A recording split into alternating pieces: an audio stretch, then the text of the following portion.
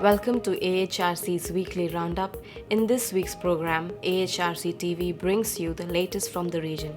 Another earthquake rocks Nepal. Indian woman denied her rights by the police following rape. Delegation of Danish organization Dignity is visiting Sri Lanka to learn about torture in the island nation and activism against the same. Documentary film Healing Manipur is set for its premiere in Geneva, Switzerland. Welcome to AHRC's weekly roundup. I am Emerine. Another earthquake, this one with a magnitude of 7.3 on the Richter scale, struck Nepal on 12 May. It has led to 65 deaths and counting, adding to more than 8,000 lives lost since the 25th April 2015 earthquake. Tuesday's earthquake was centered about 76 km east of Kathmandu, near the town of Namche Bazar. Damage to homes and fear of aftershocks had kept people sleeping out in the open for the last fortnight. This helped limit the number of deaths in the second quake. However, such aftershocks and ongoing quakes continue to hinder relief efforts and create further anxiety for the people of Nepal. Heavy destruction has been reported from Dholaka, Sindal Palchuk, and Ramechhap, and more than 30 districts are affected.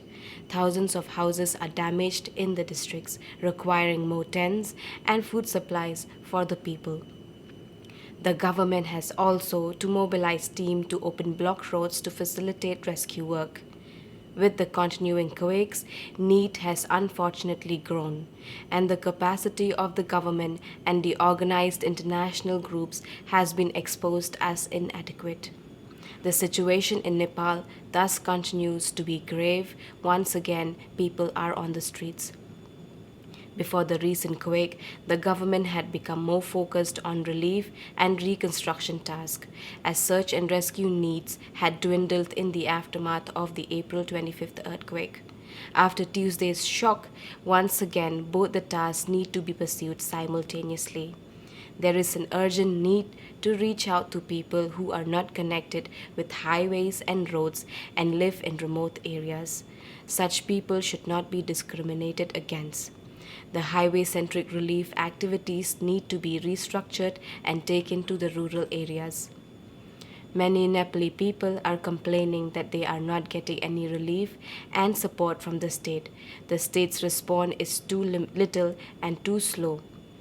There is a period of extraordinary crisis, so business as usual is simply not acceptable. Before the big quake, many had been talking about the possibility of major earthquakes in Nepal. One among them is Kiran Joshi, a Hollywood insider turned Nepalese innovator and unwitting visionary. In 2008, Joshi set up Nepal's first special effects and animation studio. He teamed up with the Red Cross and the US Embassy to produce a series of animated public service announcements. After Haiti's experience, he realized what it means for Nepal to sit on a seismic fault line. He used a local red panda to teach people how to prepare for an earthquake, as well as what to do during and after a disaster. He wanted to wake people up, but his message did not reach everyone. Now he has the disturbing distinction of having foreshadowed his hometown's collapse on film. Now his contribution to mass education might be able to play a role in the rebuilding of his country by reminding people of what has been lost culturally. Moving from Nepal to India, AHRC TV brings to you the story of a 24-year-old woman who has been gang raped in Thrissur district of the Indian state of Kerala. The victim accuses her husband of organizing his friends to rape her on different occasions. The victim has tried to file a complaint with the local police about the incident, but the police have instead insulted the victim, accusing her of being a woman of loose morals and telling her that such complaints cannot be accepted and will not be acted upon. The following is the video interview with the victim in person.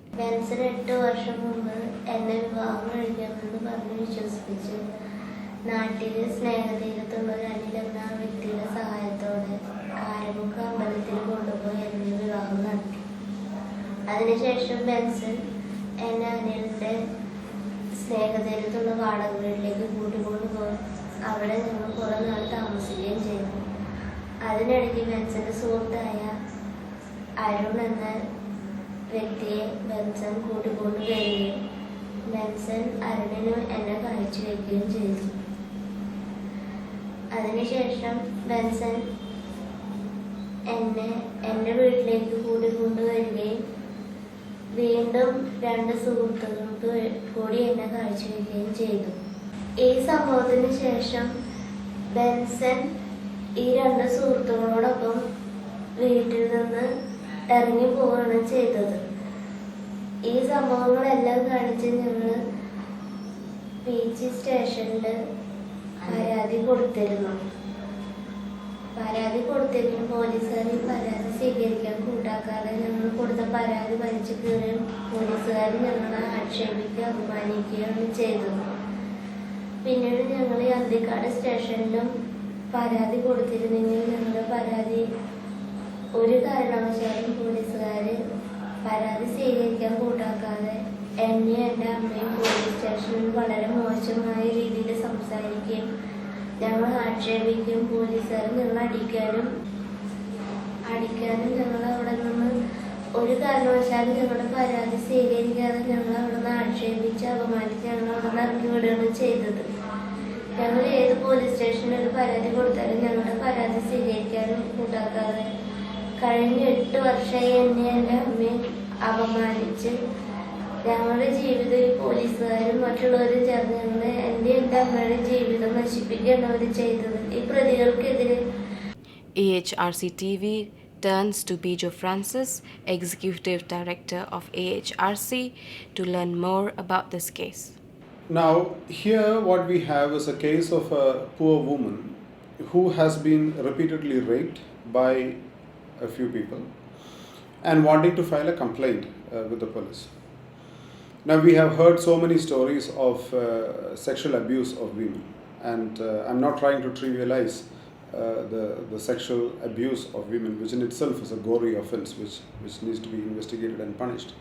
But the other spectrum of this particular case, or the other character that comes out of this case of an institution, which is the policing in India, is equally shocking. What we find here is the police behaving equally like a predator who is waiting for an opportunity to prey upon the victim who is there to make a complaint. What happened in the police station? Of course, the police refused the complaint to be registered, and then later the very same police making calls to the victim in the case asking for sexual gratification. Now here we find a person who is deeply traumatized, who is there to file a complaint, and then the person who is supposed to receive the complaint, provide protection, ensure investigation, and lead the complaint into a meaningful prosecution, itself trying to victimize the complainant further. Now this is a very defining character of Indian policing as an institution. When we approach police to make complaints, what has been understood through our work of documenting cases, through AHRC's work of documenting cases, is this: that the police waits for opportunities to complainants to walk in, to make use of that complaint making process as another opportunity for the police to make profit out of it.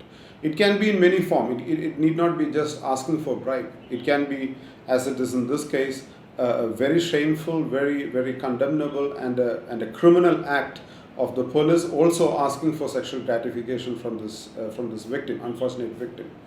Now here we find a person who is deeply shocked of what has happened to her, even further traumatized and further victimized by the very fact that she had the guts to go and make a complaint to the police.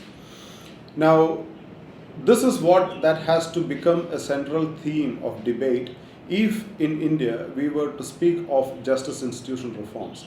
The central deficit of justice institutions' performance in India is at the nucleus of the justice process, which is the investigative apparatus.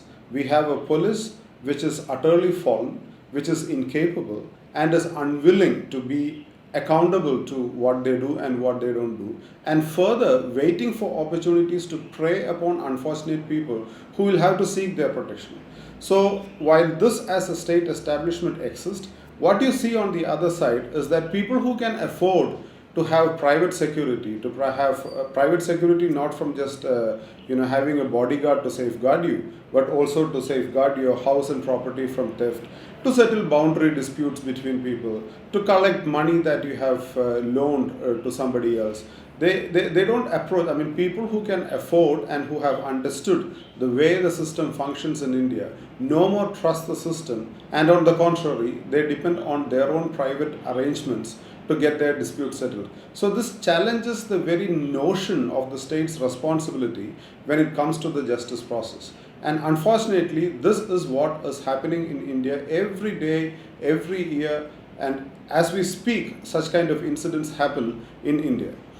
Now, unless and until this becomes a debating point, just as what has happened in this case, you find a woman who is having a complaint of sexual abuse, going to the police station, being refused from getting the complaint registered, being further harassed by the police officers, going to the court to file a complaint, getting the complaint registered, the court directing the police to investigate the complaint, police again failing and refusing to investigate the complaint.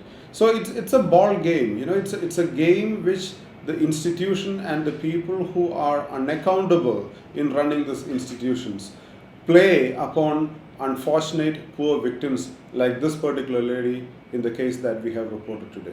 So unless this is debated, unless this becomes a central discussion point in India, there can never be an improvement to the conditions that we witness today in India. This week, AHRC TV also reports on a visit to Sri Lanka by the Denmark-based organization Dignity.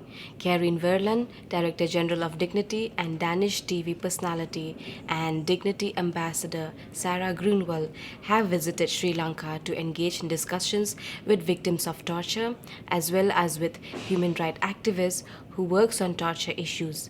The pair hopes the visit will enable them to bring a stronger message back to the broader Danish audience about the ongoing problems of torture and ill treatment within law enforcement institutions in Sri Lanka and the global south. Then he was brought to the police station. At the police station, he was not put inside the police cell. He was brought to a room in the police compound, and at the police station, all the cloth was removed. And after that, they tied the hands and then kept the leg together and tied. During this visit, they have listened to a number of victims in Panadura, Kandy and Negombo and have been able to document the stories of a large number of people working against torture with the intention of broadcasting the same on Danish national TV. This solidarity visit has been greatly appreciated by the victims and human rights activists working in various Sri Lankan organizations. 19 June 2015 will see the documentary film Healing Manipur premiere in Geneva, Switzerland. The screening will form part of a side event during the June session of the United Nations Human Rights Council. The film and the side event will focus on the effects of devastating violence in Manipur, legitimized by the Armed Forces Special Powers Act 1958, better known as AFSPA, which is enforced in the 7 states of India's northeast and the Indian state of Jammu and Kashmir. The film follows a group of widows and mothers in Manipur who have lost their loved ones to state violence. Through trauma counseling, the women work towards healing themselves and their troubled state. The film has been produced by the AHRC with assistance from its Manipur partners, Human Rights Alert, and the Extrajudicial Execution Victim Family Association, Manipur. The following is a trailer. Koi Manipur jida mihar punna thalaba lamni adubo ai nupaje police na kama naharuni hare naharuni kapna basi bani mas naharuni lalho bani mas moina haijan bire ai nupadi naharun sunate lalho sunate mayam khangni imung manung megi tang taruka tareka lona ba hingjida neba mache commando na imung jida jingtho maje hadisi jar singa chalaga ina moi hange wa kaya With the operation of Armed Forces Special Powers for decades, the administration, the police, the armed forces have come to believe that it is okay to kill people if they are branded as terrorists or anti-national or sympathetic to the self-determination struggle. Kaya haitare aigidi laibak phaba manako ngasi phaba da aigi lekai singchina su mase naharon gi maming da sikhraga su ko mase naharon yaurom gani haiba se ngasi phaba ai lekai misna biswas leiteba ki basida ai isa hat ki batumina ai sun hanong maina ibuk ta tamambanina ai su hat ka dawri male ai isa si sahi tara gani thoi ka ngai angangbu ado mapanda sipai khena akhoi gi kano lonchali ado akhoi na manung sida leiraga manung sida gi hariba mphum sida ubane ba I cha hat pam mphum sida. And when you are a widow of a person which the government has branded as terrorists, the layers of discrimination that you experience is many fold. 마제 나하론 니피니 이제 에코가 와리임 사나바 마담다 이제 카나 자이나 토고 마담도 봐. 근데 하루가 마다지 나하론 비고 우리 차나오노 콜노 춤마 매안um 팅네 봐. So if you kill 500 people, that was the case in 2008-9, in a small state like Manipur, you generate 500 widows and 1,000 orphans every year. Can we understand the burden that the society has to bear? Babana laitabado ai isa napa hanze atonda ngai boy ti phabo atai atong basijo full trip nira thane par kha damai le hodu da ko ai isa nupi ama se ahan se yam tension habdi wakhan ma se mapa thengna ba matung sida ma se mi hat ke khot ke adegi ma se nongmai paraga ma se dom bom paraga commando singje loya ma hatu di phani habagi wakhan mayam se. And do you really think that insurgency or terrorism can be warded away by this? You are actually pushing people to a corner where they have no other option but to fight back. You are not doing counterinsurgency here, you are actually deepening the whole vortex of the cycle of violence here. You are not solving the problem, you are actually deepening the problem. Masana chatkiba kanda setpadadi mujafrit lamalit ki phajomati ama set ki champan jutong gi de adu dead body dadi camouflage masade inchi manga hen ba khongrau ma sisilame ade jacket lamalit lamme adegi masada di nomai maru taragi mathakta pale adu man setliba fidradi karim pho ampo maru ampo phawramdre.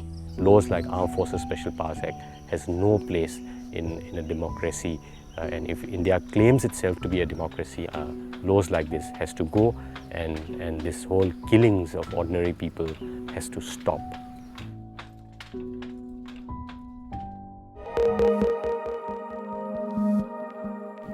That is all for this weekly roundup. For more on these and other issues, please visit www.humanrights.asia.